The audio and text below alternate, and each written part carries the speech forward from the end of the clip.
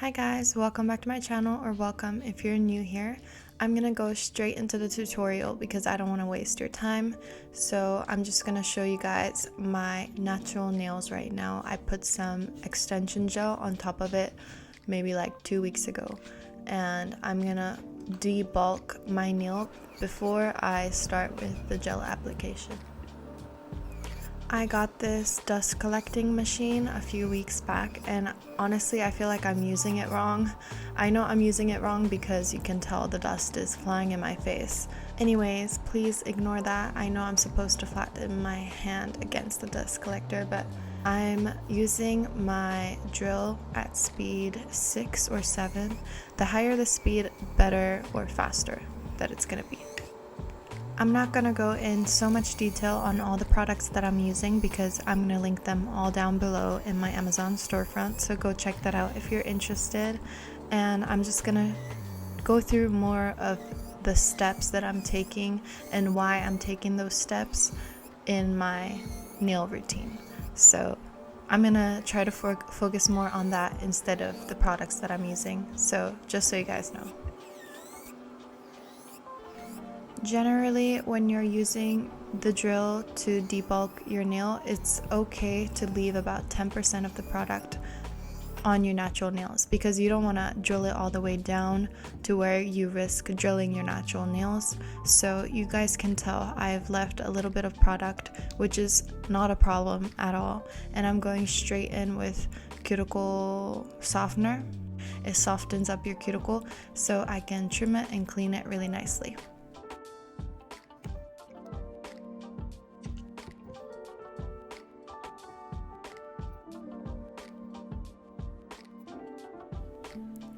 I stopped doing my cuticle routine with the drill a while ago because the whole process of using my drill and all the little bits that I use to clean up my cuticle, although the result is clean, it didn't really make much of a difference with the cuticle softener and using my cuticle pusher and nipper. So you guys are gonna see my new routine, which is just pushing back my cuticle with the cuticle pusher and then using my nipper to just nip off the dead skin. And this is really easy to do because I just put on cuticle softener. I think the correct term for both of these is wet and dry manicures, and I'm using the wet manicure instead of the dry. And I feel like it works differently for every single person, so try both and see which one you like best.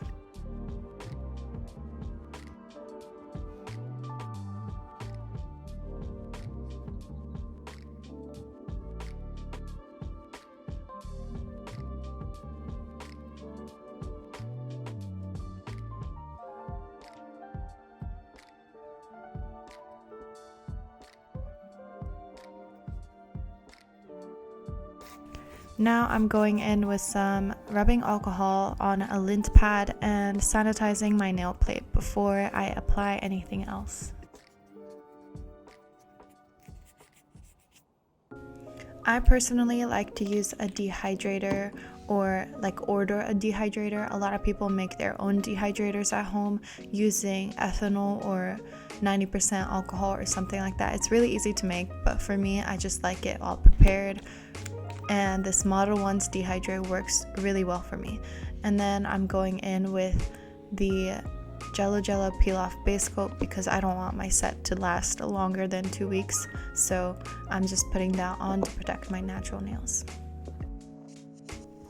If you guys want your sets to last over a month, over 4 to 5 weeks, then skip the peel off base coat, but do not skip the dehydrator, because what the dehydrator does is take all the natural oils off of your nail plate so that the Gel-X nail glue can really adhere to the nail and not lift or pop off or anything. So definitely do not skip the dehydrator if you want your nails to last long.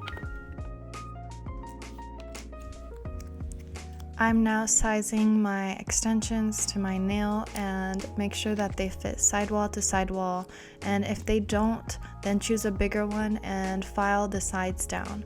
Don't choose a smaller one because if they're even a little bit small, then it will pop off, it won't last you a long time. So make sure that it's the right fit.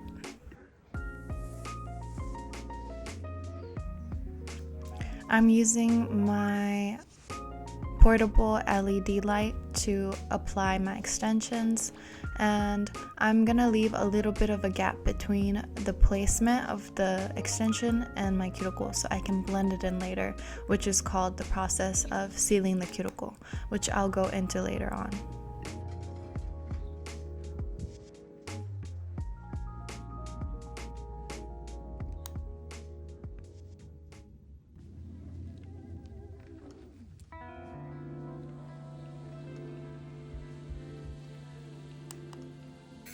Now I'm gonna start the process of sealing the cuticle, and that just basically means blending the extensions into your natural nail plate. So blending that with your natural nail so it's all kind of seamlessly together. And I'm using my drill at speed 5, I believe, and just going corner to corner, making sure that everything is blended.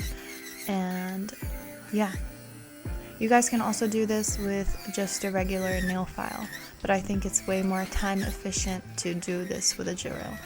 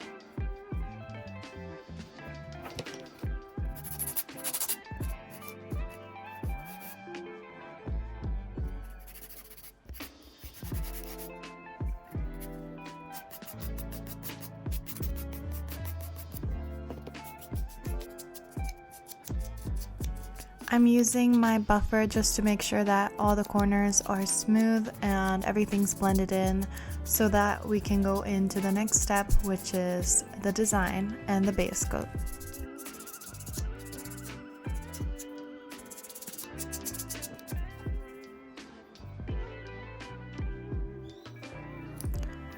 At this point, I either like to wash my hand and wash all the dust off, or just use some rubbing alcohol and sanitize your whole hand. And now I'm going in with the dehydrator once again. I don't feel like this is really necessary, but I just like to really make sure that the design will stay on and that it won't lift on any corners. One step that I forgot to show you guys is after I blended the extension in with my natural nail, I also applied a drop of acetone on that part where I blended. So near the cuticle, I just put a drop of acetone to melt the plastic of the extension in with my natural nail. So this will prevent any lifting after a few weeks. So that's the last step of sealing the cuticle. I just wanted to tell you guys to make sure you do that.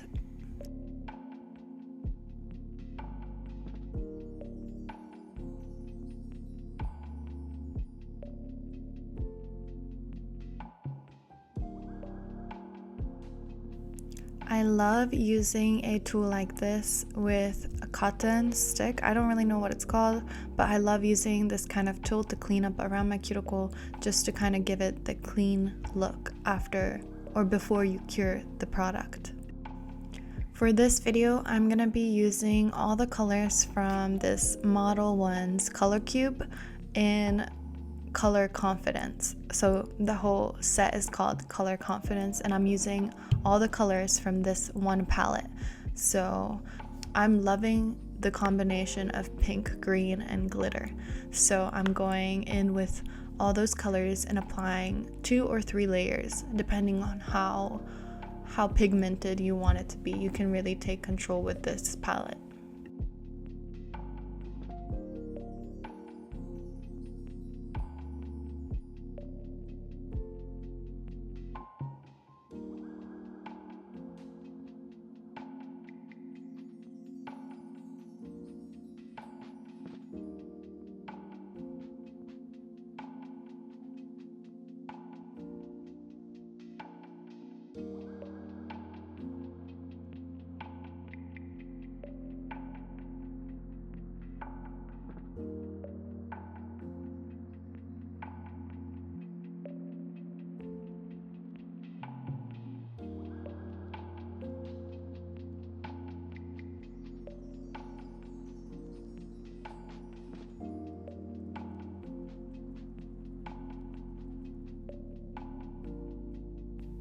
Now I'm applying that second layer to just really bring in the color and make it super pigmented. One thing with the solid cream gel polishes like these that are in the palettes, they're not really pigmented right from the start, so you have to really build the color, whereas when you use liquid gel polishes, they're really pigmented already and you can really build the color from the first layer. So I would say that's just one of the downsides of using Color Cube. But regardless of that, I really love using this Color Cube palette because it all just comes together in the perfect color combination. I don't need to think about which colors go with which. I can just see it all in one look. So that's one thing that I love about this palette. Now I'm going in with some eyeshadow. I'm using like a vanilla color eyeshadow and putting that on the green index finger, I guess. It didn't really make a difference. I don't know. I was just testing out different kinds of looks.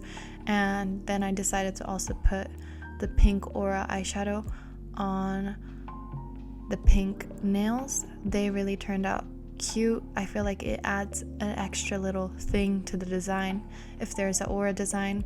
And I really don't like using airbrushes. I feel like there's so much work and it's so time consuming to get the color right and everything. So I just love using eyeshadows to create Aura looks.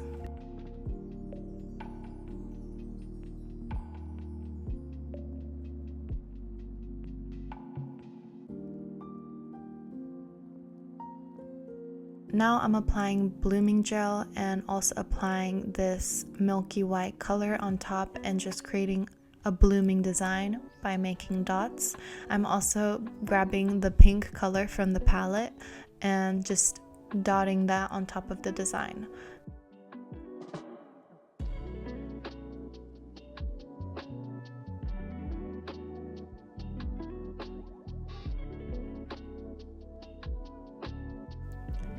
At this point, I don't really know what I'm doing. I'm just kind of freestyling and trying different designs out and seeing which one works and which one doesn't work.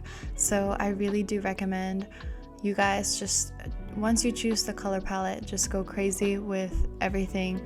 Just try out different things and see what kind of goes with what. And I'm also using the gold liquid gel to add in little extra details. And now I'm applying top coat because I want to apply the little charms on top. I get all my cute charms from Daiso, which is like 100 yen store, a $1 store in Japan, and they sell the cutest charms for just $1, and they come in packs. So I love going to Daiso just to look at their cute nail charms. So if you guys are wondering where I got my charms from, it's from Daiso. One of my favorite products to use for nail designs is solid gel, and you can use this to secure charms, to create flower designs like I'm doing right now. I'm just balling up solid gels and sticking that on my nail, and then at the end just flattening it with whatever you have. I'm just flattening it to kind of make it look like a flower a little bit more.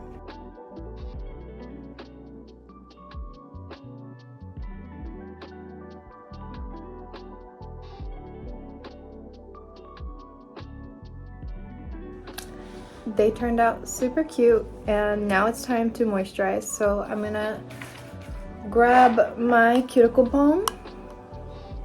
I got this off of iHerb and I've been using it for so long because it's literally my favorite cuticle balm ever. It doesn't have the stickiness that a cuticle oil has. Put it all over my nails. I do recommend moisturizing your hands and cuticles right after you do your nails, and also for a few days after you do your nails, because you use a lot of products like alcohol and acetone on your nails that can dehydrate your nails. So now they're all. Thank you guys for watching, and I'll see you guys in my next video.